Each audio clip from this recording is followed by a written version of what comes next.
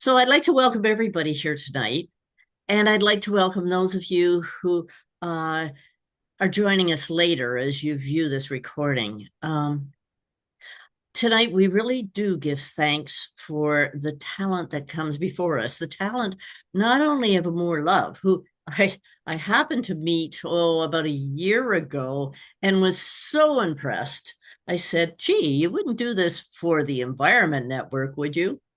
And the response was, I'd love to. And so, thank you very much, Amour Love, for joining us tonight. And thank you for being the person who's going to read the poetry from some very talented people. And I'll let you take over from that on that. Uh, and so, without any further ado, I'm going to pass this over to you. That okay? Fantastic. Thank you All right. so much, Miriam. Thank you so much for being here. It is absolutely my honor and privilege. As you're soon going to hear, this is certainly not a familiar or unfamiliar topic rather for me, as I was born and raised United Pentecostal. So I certainly have been giving thanks for the larger portion of my youth and my teenage years to God and it's and all of the manifest beautiful, glorious blessings and nature and experiences that I've been blessed with. And so I've read through some amazing poetry that has been donated for this evening's read.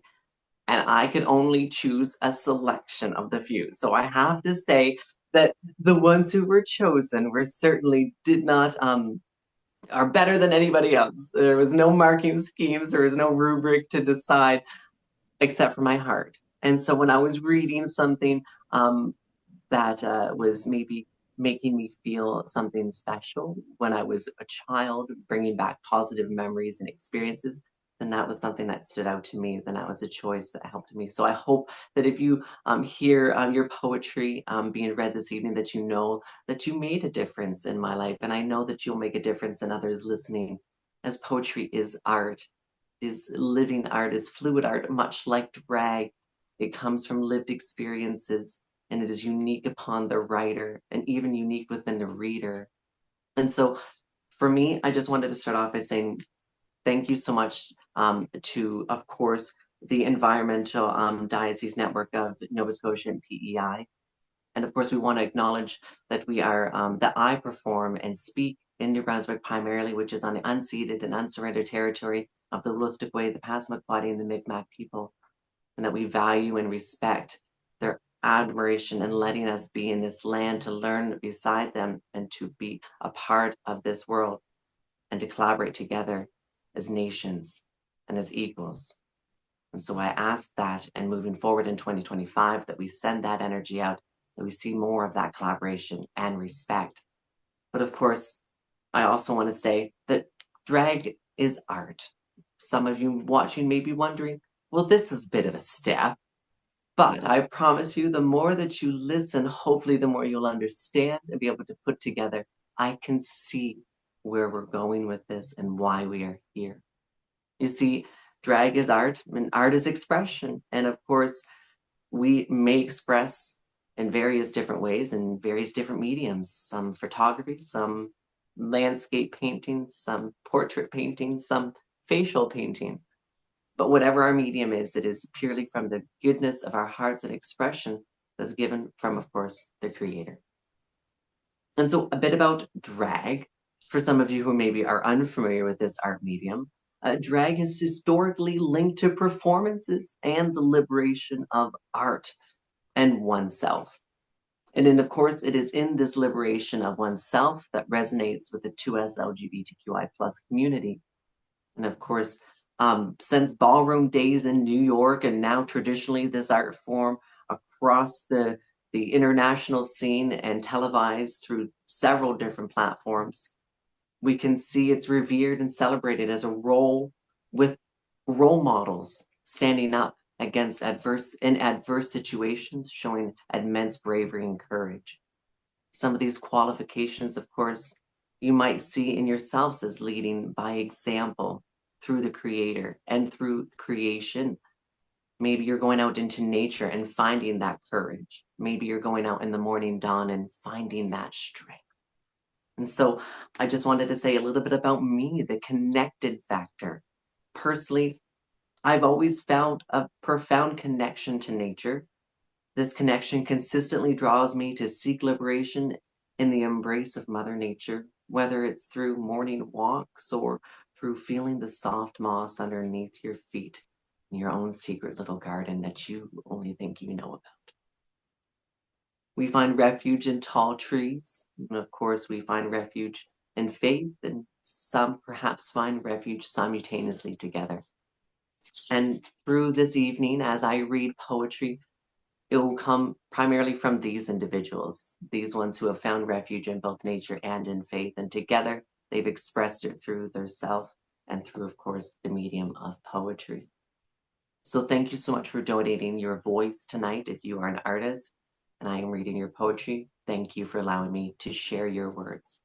I do apologize. I want to, in advance, let you know just a little bit of a personal story for the viewers. If I seem hesitant and nervous, I'm going through a little bit of an emotional struggle right now, as I'm losing the last of my 4 grandparents, my Grammy. She's the last of all that I have of a beautiful time and era that will no longer exist in my world, but only in memories.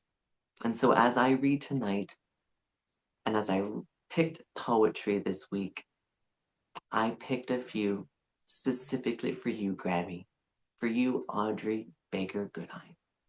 Because if we say their name and hold their memory close in our heart, they're never truly gone. And although I'm not sure if she's left to see the Creator yet or not, as I'm sure soon the time is near, but I'm grateful for the memories and the opportunities, and I hope just a little piece of these words find themselves into the ether, connected through all of the molecules that we share, and that it can land deep in our heart. So let us begin this absolutely transformational journey of art, drag, poetry. One bite. One bite into a fresh apple is enough to prove the universe miraculous.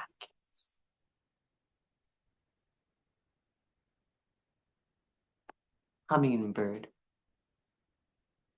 Green as the beetle's back, bright as a fish, you perch on air, needling the trumpet honeysuckle, angling your beak deep into a bloom, you twist. The lethal torpedo of your body, push away with tiny feet, an obstructing leaf, and inject yourself headlong into that sweet swell. The ever song of a shortening voyage, an anthem of an eternal heart. I believe that was perhaps another poem. I do apologize. In the haste of getting things together, would you believe it? The papers all got jumbled together. So you will bear with, and we will take in the beauty and grace of every line and every stanza, every syllable. And you will hopefully forgive me, artist, if I do combine your art with another's. For perhaps tonight is a beautiful, unique experience of your art meeting somebody else's. And now I do know for myself personally, if you have any questions, please open up. I do want this to be an open space where we can collaborate and exchange voices. So please, exactly. Come on in. I don't know Yes, yet. you are. Come on in. Make yourself comfortable. As said before, if we can ask just to mute, unless of course you have a question, then please unmute and ask away. There will be a question period at the end if you'd like to wait then.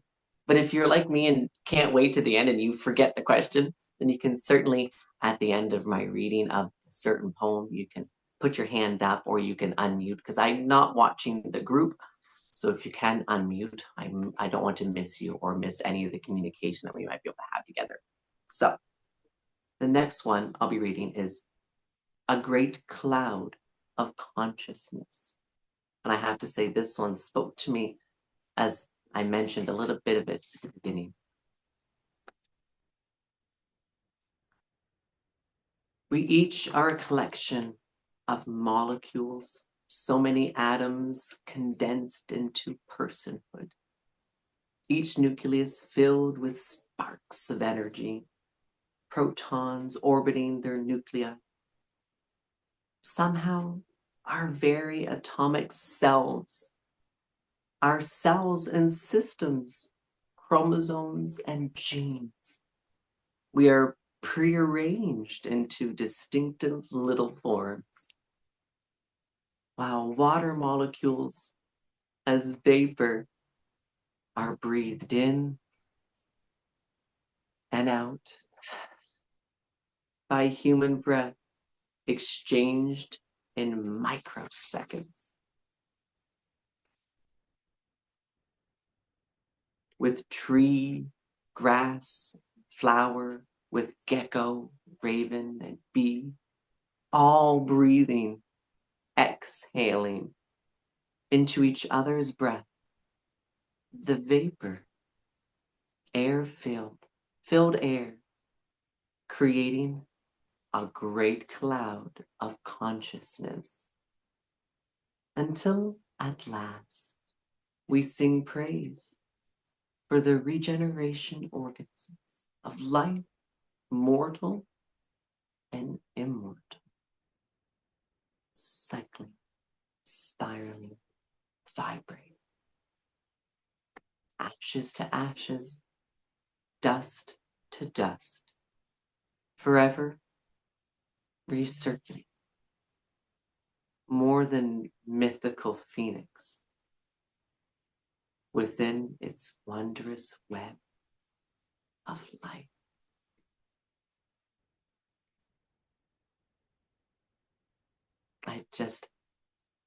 The way we as beautiful beings can articulate the way that these words wash over us. It's truly powerful, powerful stuff. Ooh, got chills on that one. The next one I'll be reading is called Once Again.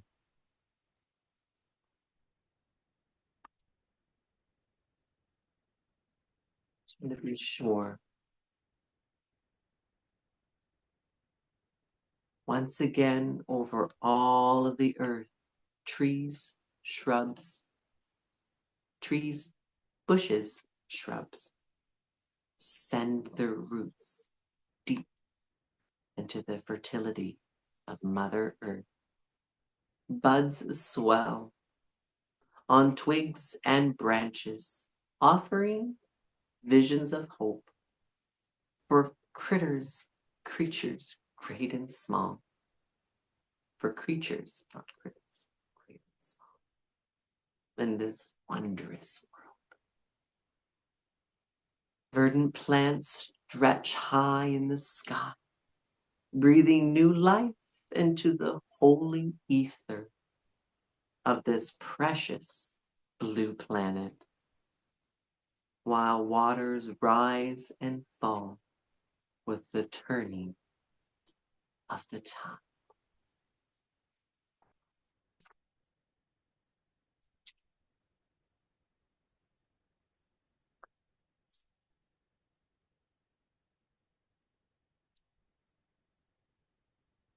Birds.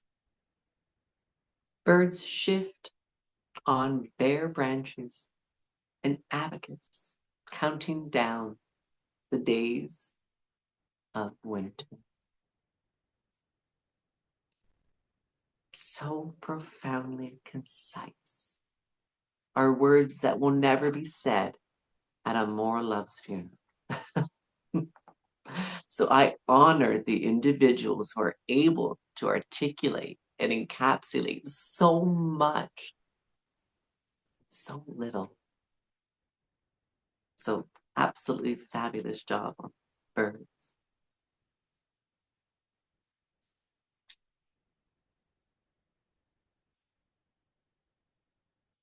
There was a lot of poetry submitted. A lot of poetry.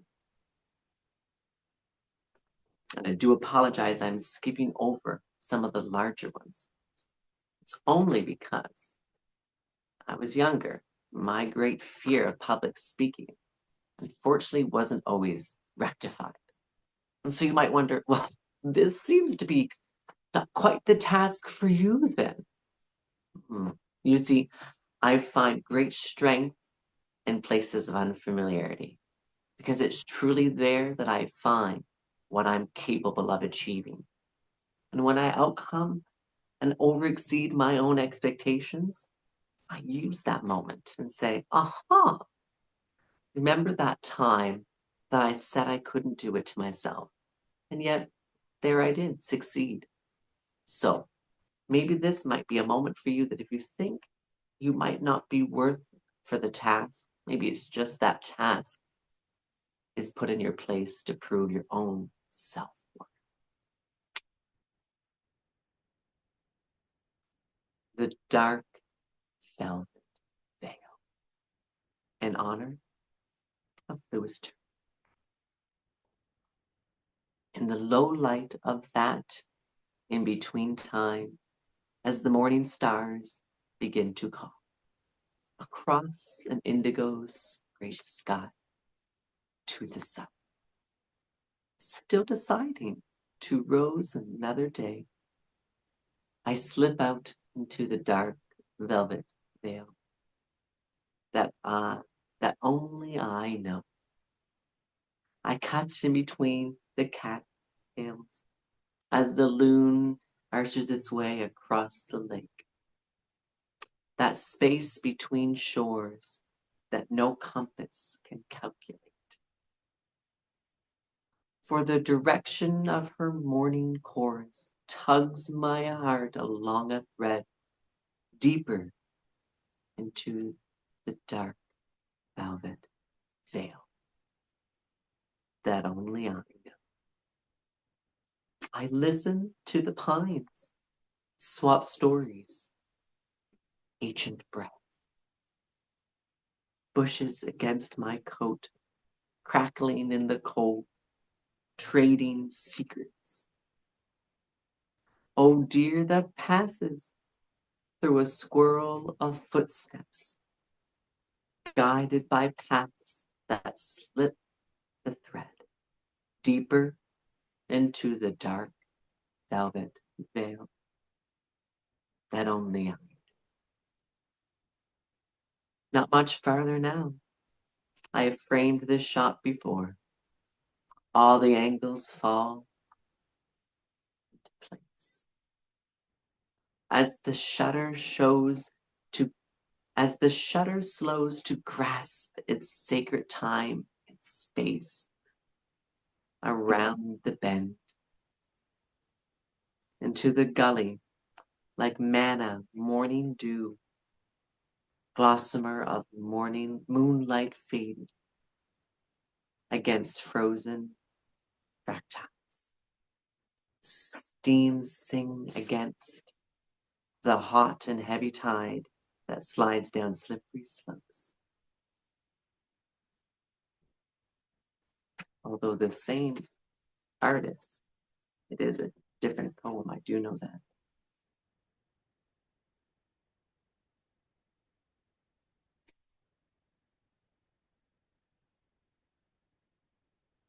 Caged rock face, broken into stone scrapes of wonder that resist and yield at once the test of time. Running like a thread, deeper into the dark velvet veil that only I know. At last I come, standing on ground that thrums with the beat where the angle feet have trod, and danced their way where only low light of morning and star-scraped skies call into the dark velvet veil.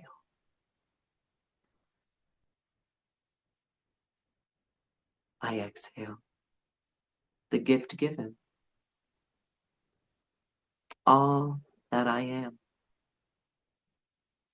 all that I do, all that I ever have. Now I come back to you, you, the one who thread this love across that space between shores, across the memories that move into the ways of my heart, into the embrace of the place that only you and I know.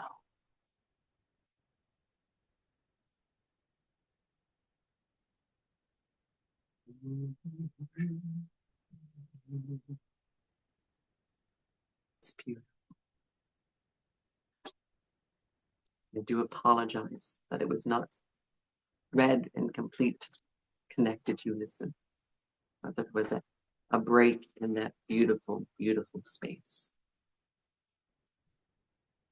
Now, I was going to read another one, but I see 7:30 is here. We're going to pause for a little bit, and we're going to open up the floor for questions or for discussions. Maybe some people have had a phrase of a certain poem that was read that is just speaking to you right now. Maybe you want to share an experience of your own. So I want to give that space and that place right now. And as I hear my sweet little creature, Rusev, my cat meowing, I promise you, he's well fed. Oh, well fed. There's no harm here. Despite his frantic cries, he is fine. So you need not worry. It happens in drag story time as well. So if there's any questions while I find maybe one more, please open up the floor, unmute yourself. That's a good step. And please come forward if you feel comfortable. And if you don't feel comfortable, there's a comment section that you can tippity type away your comment, and maybe Miriam can read it out loud for you.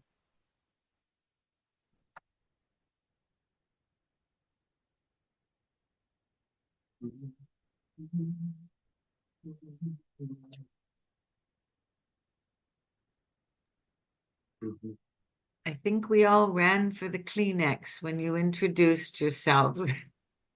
Oh, thank Yeah. you. I should have given a warning. I can't cry because I have too much makeup on. So when you clog your pores full of enough makeup, it really does wonders. I truly think that we should have another session for makeup lessons because I would love to learn how to do that. Well, I told Miriam that this would be brought up. And so I'm So happy to bring it closer, and you can ask any questions that you feel you need. I will we tell all you, you have to get uglier before you get prettier. It's kind of like therapy. It's like it's we, got to get back before it gets good. So there's many moments where I've said, "Oh, we've gone too deep, too far, too fast." And it's just about trusting yourself and trusting the process. Isn't that like art? Isn't that just like art? Yeah. you want to turn your video on, people, and unmute yourself so that we can talk? Now, Oh, this is a trick. comment. There's a trick question. Does anybody know what this outfit is an inspiration of? Oh, I'm gonna guess emancipation? Ooh, close of the nice time frame. I love that you are picking up on I'm historical picking up on the references. bow. It's the bow that's doing it for me. It's the bow. Okay. I love it. Now there's a specific film that I'm thinking of that this is an iconic costume piece. Does anybody recall the rain My in Fair Lady. Spain falls Oh, mainly on the plain? And it wasn't My Fair Lady originally. That's It was right. called, but it had a different name. My Fair Lady. Okay. Okay. I love My it. Fair Lady. Yeah. So this is the Ashcott race outfit when she was making her glamorous debut, Miss Audrey Hepburn. Oh, Oh, gotta what love a Audrey. wow, what a and again, speaking of creativity and the art form they would take to have created these outfits, it's just now this is locally done by a local Frederictonian. So the talent that you sometimes can create out of a space that you never thought existed in yourself is just it's what kind of gives me hope against maybe some of the negativity and the rhetoric that we hear coming from all around the world, primarily from the south lately, and our neighbors. And we can't forget a friendly neighbor is what always there with a good cup of sugar to sweeten your day, or at least sweeten your cupcakes. So let us not forget our neighbors that need us more than ever. If not they ask, then we know that it's even more needed. So I think to maybe, if I can, just to say to hold space for our US brothers and sisters and they, them. Um, our individuals are beautiful, created individuals on their own unique paths. Who are we to judge that path that you choose to walk on as long as it doesn't harm yourself or harm others? It should be a unique journey and a lesson for all of us. So I know that even the deacon tried to spread some love and encouragement the last little bit, and so you can see some of us trying to sow the seed of love, um and maybe that is why some of these poems that I read, I do want to acknowledge that some of them were so well written and so profoundly written, that it actually moved me too much. Too much so that I couldn't get through each time I tried, because it didn't let um, emotion. And I want to give a little shout out to those who were not afraid to go to the anger. Let us not forget anger is an emotion that needs to be appreciated. Now, how we act on it is very, very different. But anger is an emotion. It's a flag for us that maybe is there to tell us that we need to reevaluate, to step back, or maybe that it's so sacred and important to us we need to protect it. So there's different ways that anger can present itself. And in one of these poems, about the orchard and that there will be no springtime bloom. I think that again, that connective power of some of us don't know how to articulate the anger that's maybe quelling inside us. And so maybe just sitting with it, and seeing where it goes, trusting a friend to talk it out, to see and maybe is it something that's worth discussing or should it be simply let go? As my boss says, sometimes to tie your problems to a red balloon and imagine it drifting away. And I'm like, I need a lot of balloons. I need a lot of red balloons. I need some pink balloons. I need lots of balloons, Gail. And she says, that's okay. You take a balloon and you let it go. So maybe that will be a visual representation for some people tonight. Who knows? Was there anybody who has their favorite poem that was read tonight? The artist I will mention who graciously donated their words tonight: Robin Metcalf, Carol Scott, LeRoy Peach, and Matthew Fillier. So if those names perhaps maybe can be put, I'm sure as some of you are aware that these are individuals that are in the artist gallery. So please make sure to give them support and encouragement if you haven't already. Maybe sending them a message saying that you've heard a piece of their work, their art, and that it was inspiring and that it gave you a boost of confidence. I can tell you from an artist's perspective, it means a lot to know that your art is impacting more than yourself. Sometimes you do it for the sake of yourself. Sometimes you do it for the sake of others. Sometimes you do it because you've been asked and it's a project. But I do believe there should always be, like in the dark velvet veil a thread of love that is connecting to things that we do and the people that are in our lives and the communities that we surround ourselves in.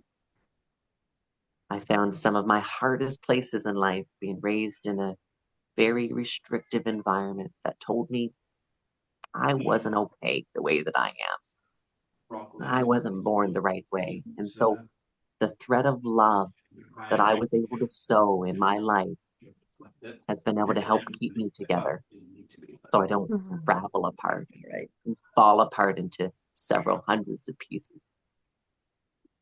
Although still, if I did, we just put ourselves back together like a beautiful mosaic vase, even more beautiful than first started. You did a beautiful job. Thank I think you. everybody would agree with that. Two of the poets listened to your reading. I don't know whether I told you that in advance that they would. That I'm glad you didn't let me know before, because that would have made me even more nervous. And I don't know whether Matthew's still with us or not. He wrote, "It is such an honor to have you read for us, Amour. It is truly a blessing." Well, I gotta say, Matthew's words, that they were dedicated, it sounds like such a beautiful relationship that we would be all blessed to have in our life. Somebody to share that dark velvet veil space with that only you and I know. I think that's just, these poems were something that I needed for this weekend. As I continue to grieve and mourn, I want to thank you all for being with me in this space. And as we can be together, as we all share those atoms, every breath we take, it's kind of weird, kind of cool, but weird feeling, isn't it? Oh, all that breath, all that ancient breath shared, recycled. Nothing's ever destroyed, just reinvented and recreated in a different form. Makes you wonder, makes you think. I know, Rusev, you're going to be fed soon, darling. My little The Piper, poor thing. Oh, he's like, my little Piper is saying the same thing. Oh, My little dog is saying, "What about me?" oh, show us the dog, travesty. Catherine. Show us the dog. Well, come here. Prefer to see Minerva, the cat, but this is Piper in all her glory. Oh, And Piper. Amour, do you have any of your own poetry? Because you sort of speak in poetic form. I do. And you know what? It's actually interesting that you should ask that, because I've been trying to work on confidence to write a child's novel. I know. Yay! So ambitious me. So I need to learn to spell first. That's kind of a fall. That's a fail for me. Spell check. So that's not a good excuse. This is true. This is true. But then there's grammatical errors and stuff that, although it's spelled right, is that the right word that you wanted to use? And so we're working on that slowly but surely. And I want to manifest that eventually, but I don't have the topic or the title yet. And just like my drag persona, I'm kind of letting it marinate. Like a good pork roast, you just let her sit. And so so hopefully that will come to the shelf soon. Well, And Carol, I hereby Carol is the volunteer grammar to police. edit it for you. Yes, yes. Well, Carol is grammar police. Catherine is also a musician. Have you written your own songs? Well, I did one back in the Stone Age, but you know, it's I can't even remember all the words, Marion, but thank you. I wouldn't call myself a musician, but I love music. Yeah. We call you a musician, Catherine. Agreed. Oh, well, thank you. Thank you very much. No, I mean, I just went to my first QUOIR. It's a queer choir, and I love QUOIR. That's anyway, so clever and cute. I know, it's kind of super, isn't it? I say it's for everybody, those who know, those who don't know, who are confused. It doesn't matter. As long as you're human and you want to sing, you come to this choir. Isn't that gorgeous? Choir. Choir. I love it. Tell Oh, me how to and see, say it. this is what connected me as some of you. I didn't want to dive too into it, but my past upbringing was in a United Pentecostal church, which can be quite restrictive in its ways of raising and its fundamentals and its values and beliefs. And so, I really appreciate the openness and the love that you see, the creation and the creator's creations, without judgment. For who are you and us to judge what is created by the Lord and Savior? And in all of his magnificence and manifested ways, he must have a purpose for each of us. And so I try to live, even if I am not fully religious in my walk. I believe my heart knows best, but it's still hurt, and so I let it heal as I believe I need to really fully appreciate creation and nature. But I can tell you one thing that I've never lost is the appreciation to be able to lose myself in a vista, just to look out and to see the hills.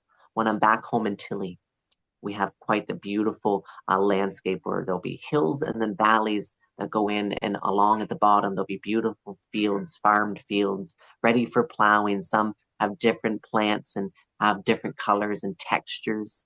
You can it paints itself every year, in different seasons, an array of different ways. I never got tired of that, and I always found when I was losing my love for life that I would find it again and the simplicity and the beauty all around me. Whether it's just a bug crawling across a leaf, or whether it is the beauty and color that only Mother Nature can seem to capture in one flower. As an artist, I try to recreate colors that I find in nature and in flowers, and I still fail. I fail beautifully and dramatically in trying to recreate something that seems to be just effortlessly, whether it's the night sky or the morning sunset or morning sunrise and evening sunset, the colors, how they blend together. Um, it really inspires me. So that's why I felt that this reading, this connective collaboration was truly something that needed to happen. You have just written your children's story, you know that? Oh, do you think? You outlined you outlined the background. I could picture the valley and the fields. I'm picturing a child painting with whatever, whether it be paints made in nature or just water and And mud. and each one they're trying to capture that vista, losing themselves in it. And Yes. then at the end they just put the easel down and they put the brush down. A completed or incompleted picture, they just take in what is there before them. You've just written it. Done. Done. I love it. I have to say it's true though. If you think about it, if you've ever gone out west and you've been on top of anything higher than a bookshelf and you get to see, you can see just there's BC, there's Alberta. Like, this is glaciers that have been here since time immemorial, carving their way down the slopes. Well, they were.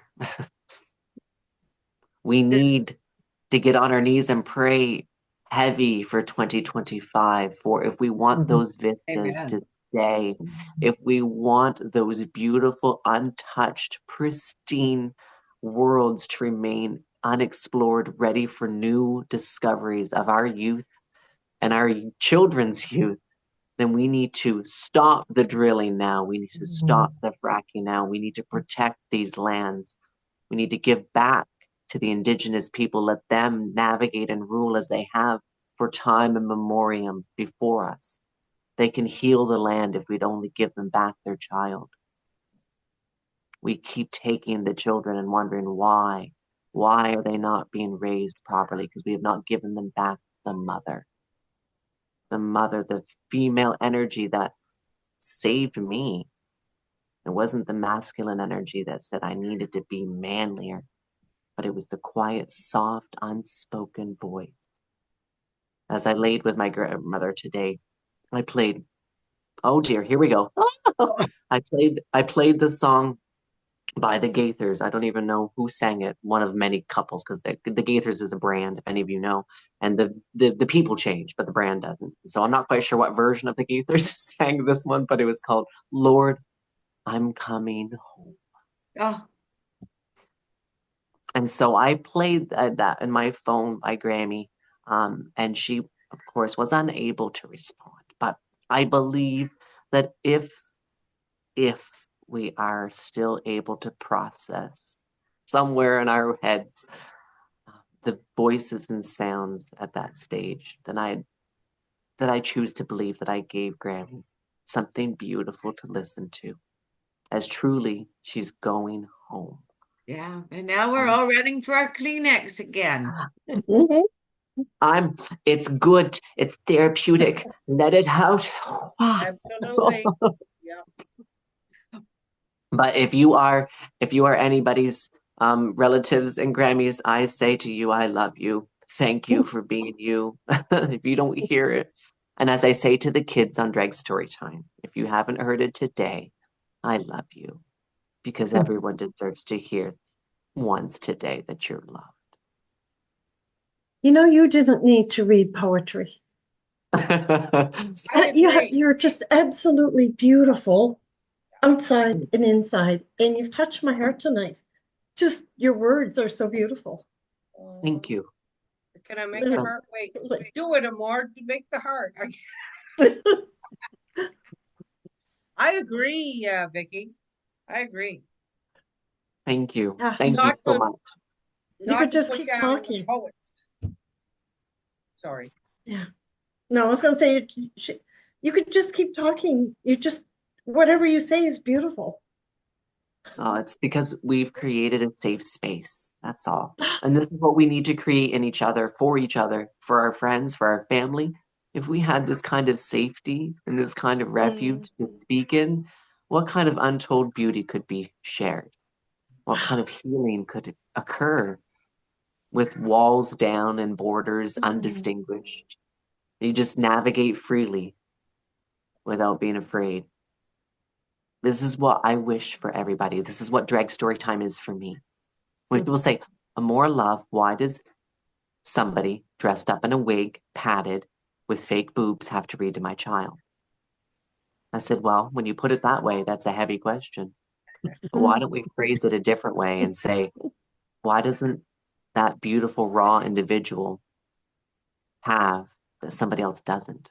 Lived experience, a unique perspective, shared insight for that child that maybe you as a parent will never be able to understand because you don't have that lived experience. When you're a woman looking at a woman or a man looking at a man, you see yourself. Whether you're the same skin color or creed, you see role models and representation. But when you're queer, trans, different, non-binary, you don't fit in the spectrum that we've been taught, even though the spectrum is gorgeously unique and long and beautiful, just like the colors that we have in our world. We too don't just simply exist black and white. We have an array of colors, and so too does our unique shared experiences and our spirits inside us. I believe they're all on a spectrum. And so I try to teach people that without converting them, but allowing them to exist if that's their choice, as it wasn't mine. I didn't get a choice to exist. I had to forge my way. Many times I believe the devil was sitting on my shoulder, tail slinking down my neck, saying, just let it go. Just give in. You'll never be appreciated. You'll never be loved. They'll never see you for who you are. And for who you are is sin, putrid sin, puke that even the dog itself goes back to eat. So when you're raised to believe that you are such evil in this world, is there hope for you? Would you want hope? Could you find hope? So I make it my mission to not convert, but to re-educate and to reinstill that if your child is unique and different and beautiful, like I was, then they can be happy, they can thrive, and they can survive. That's beautiful. Wonderful. And Wonderful. glamorously done, they can. I wanted to say amen. Yeah. And you can, and you can. Amen, a woman, a hey. Yeah. And so that's what's so important is creating a safe space, whether the space be safe for all the creatures, the trees, the flowers, the plants, or all of the people. And So beautiful. and so, but it's also using all the gifts, and you have some incredible gifts. Wow. And so, the one poet I could thank directly is Carol, but I also want to thank you, Amour Love, for all you've done for us tonight. And I just feel like it should only be the beginning. Really. Well, art is recreation. This is not a one-time deal. So if this has to manifest itself again, well, twist my rubber arm. Well, yes, Maybe and next- I've got to tell you, in the conversations, two church congregations said, "Wow, I'd like to have Amour Love come and do sermon time at our church on Sunday."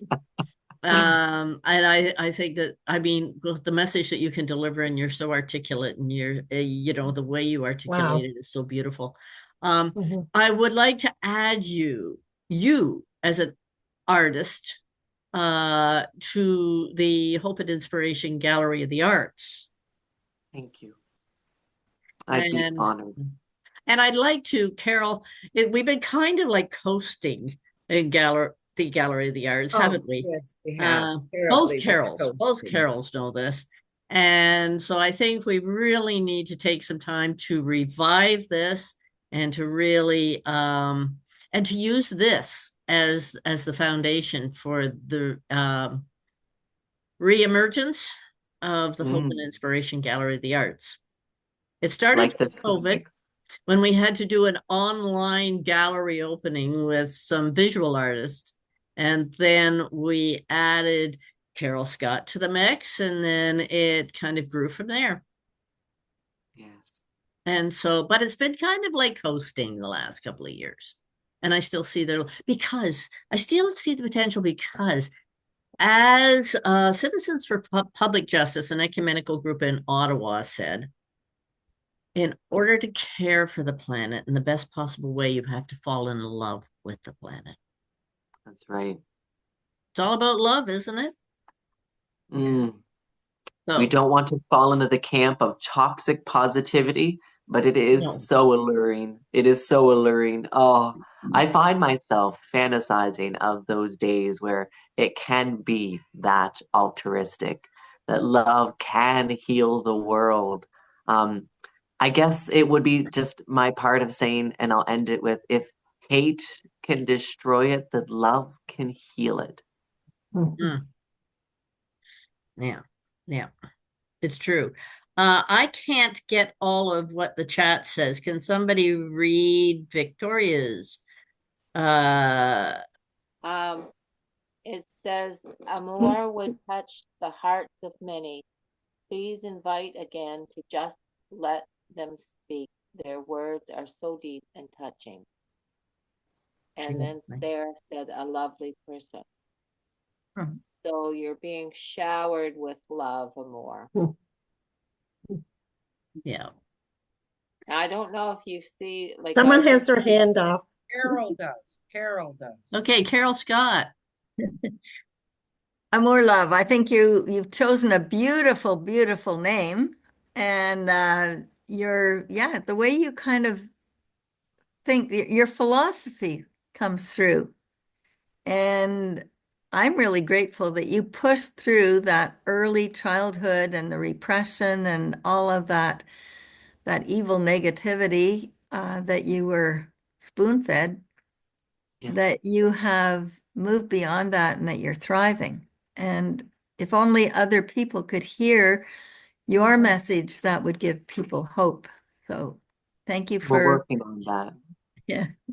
Thank you, Carol. And your words truly, your birds and hummingbird is just the way it's just there's certain aspects of the poetry that really spoke to me. So thank you for lending me your words tonight.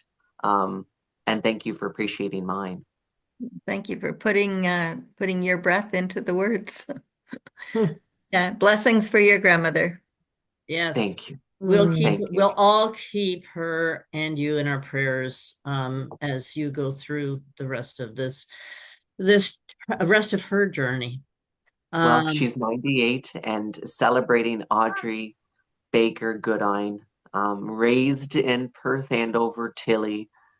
She was a sibling of, she had how many other siblings?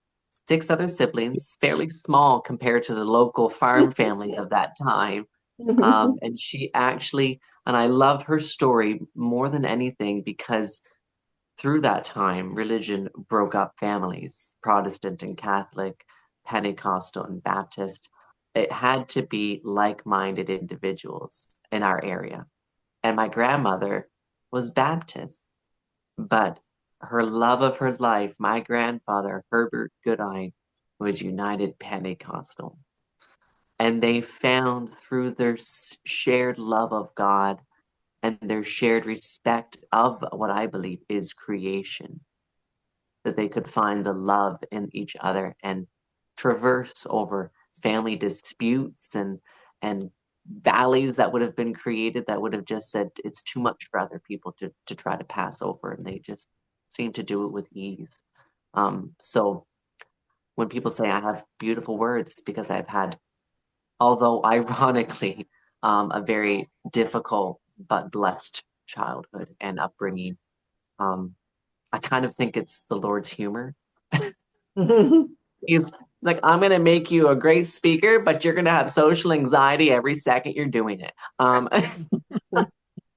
It's like, there's sometimes I'm thinking, well, that's one way of doing it. Thank you. Not really how I would have taken it, but that's why you're in the driver's seat and I'm in the passenger. So, Well, with that, I'm going to say good night. No, yeah. actually, I'm going to use the French. À la prochaine. Next À la time. prochaine. Thank A you. bientôt. Thank Thank you you, very Amour. much. Thank you, Thank you, everybody. Mary, together. for Thank you. inviting Thank you. me. Until we meet again. Yes. Ta-ta. Take Bye. care. Bye. Bye-bye, folks. Ah.